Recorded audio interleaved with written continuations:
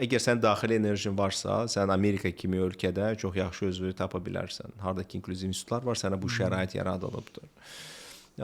Amma bu tipli hallar çoxdur, azdırmı? Mən həmişə bundan narahatam. Biz insanlar önyarğılıyıq. Siz bir dənə nümunə tanıyırsınız, 2 dənə nümunə ola bilsin ki, tanıyırsınız. Amma bu 2 dənə uğurlu nümunə arxasında bəlkə 10 minlərlə digər ora köçən insanlar var və indi nə kim Uber sürürlər də. Misal üçün Uber'i də burada da sürə bilərdin, yaxınlarının yanında.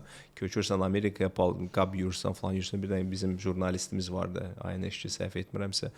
Sonra blog açdı. Amma ilk bir neçə ilini sadəcə burada hamı tanıyır, hörmətli jurnalistdir, köçür Amerika, qab yumaqda məşğul oldu. Çox ucuzlu bir kafedə, restoranda. Sonra Amerika Gündəliyi deyə adlı bir podkast, blog sonra açır. Vlog orada Azərbaycanlılar intervyudan keçirir. Özünü sonra tapır. Xanım.